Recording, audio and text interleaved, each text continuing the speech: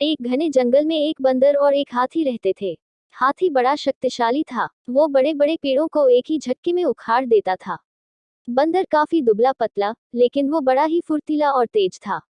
दिन भर बंदर जंगल के पेड़ों पर उछल कूद करता रहता था। बंदर और हाथी दोनों को ही अपने गुणों पर बड़ा ही घमंड था।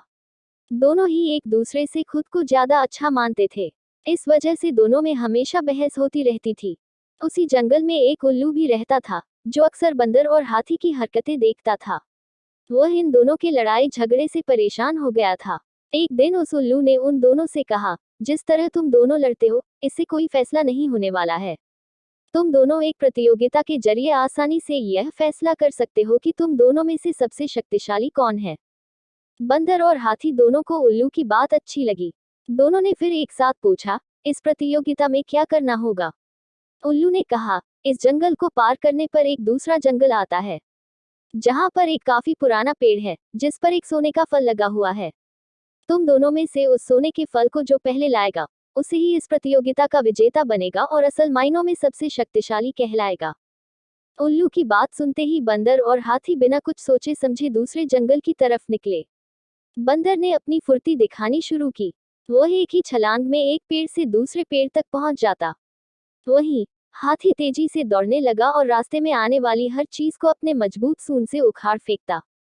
थोड़ी ही देर में हाथी और बंदर उस जंगल से बाहर निकल गए। इस जंगल से दूसरे जंगल के बीच के रास्ते में एक नदी बहती थी। उसे पार करने के बाद ही दूसरे जंगल में पहुंचा जा सकता था।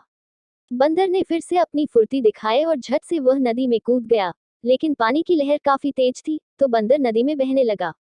बंदर को नदी में बहते हुए देखकर हाथी ने तुरंत अपनी सूंड से उसे पकड़कर पानी के बाहर निकाल दिया। हाथी के इस व्यवहार को देखकर बंदर काफी हैरान हुआ।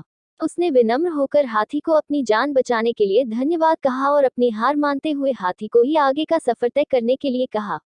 बंदर की इस बात को सुनकर हाथी ने कहा, मैं नदी पार कर सकता हूँ। तुम भी मेरी पीठ पर बैठकर इसे पार कर लो।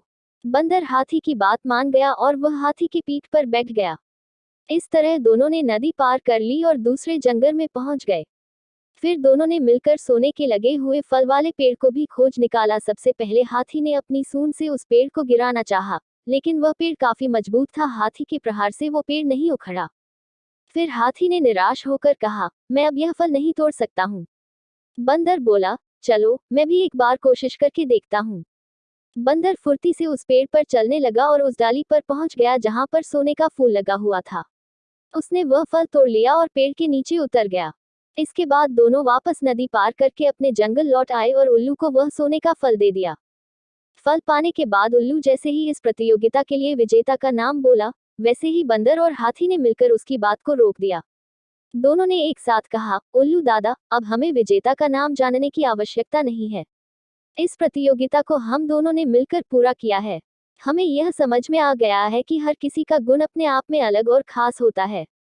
हमने यह भी फैसला किया है कि आगे से अब हम कभी भी इस बात पर बहस भी नहीं करेंगे और मित्र की तरह इस जंगल में रहेंगे। उल्लू को बंदर और हाथी की बात सुनकर काफी खुशी हुई। उसने दोनों से कहा, मैं तुम्हें यही समझाना चाहता था कि सभी एक दूसरे से अलग होते हैं। अलग अलग गुण और शक्तियां ही हमें एक दूसरे की मदद करने के काबिल बनाती हैं। साथ ही हर किसी की अपनी कमजोरियां भी होती हैं, इसलिए एक दूसरे के साथ मिलकर रहना ही सबसे अच्छा होता है। उसी दिन से हाथी और बंदर दोनों मित्र हो गए और वह जंगल में खुशी खुशी रहने लगे। कहानी से सीख, हमें एक दूसरे के गुणों और शक्तियों का सम्मान करना और आपस में मिलजुल कर रहना चाहिए।